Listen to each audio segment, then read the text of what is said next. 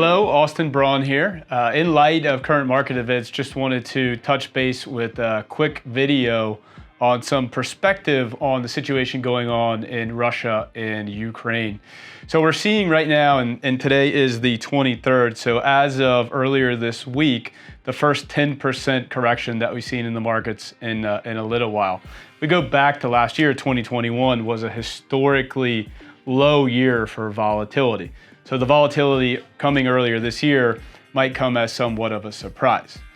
With that being said, if we look historically at these types of events, specifically terrorism and war, it's normal for them to cause short-term weakness within the markets.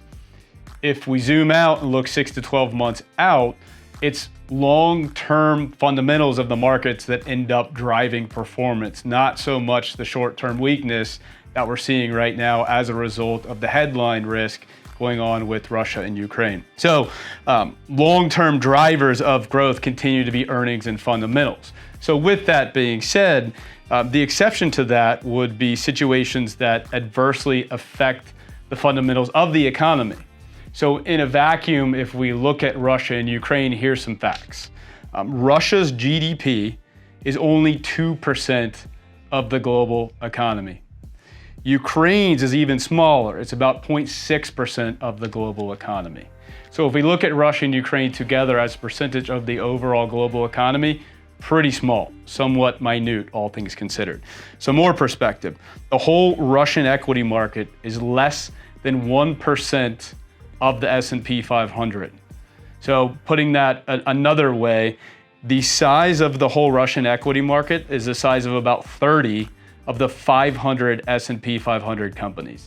Really, really small, all things considered. So in a vacuum, the actual size of the Russian and Ukrainian stock market, relatively small. Now, we have to look at some of the potential spillover effects. The main one would be oil. Oil prices go up as a result of the conflict. That could actually drive oil prices higher, which would then drive what here in the US? More inflation. The Fed has made it pretty clear that they're not big fans of inflation. Accordingly, interest rates would potentially be more aggressively raised. So that is something in the short term we have to be cognizant of as well. With that being said, the good news is that earnings growth and fundamentals will continue to be drivers of the market over the long run, and the news there remains positive. Over time, as you've heard me say, it's patience, process, and discipline that's going to drive investment returns. Being patient, not doing the wrong thing at the wrong time, being process-oriented, which everybody watching this video is if you're a client of ours, and then maintaining discipline and not doing anything that you shouldn't be doing at this point in time, which to my knowledge, nobody is.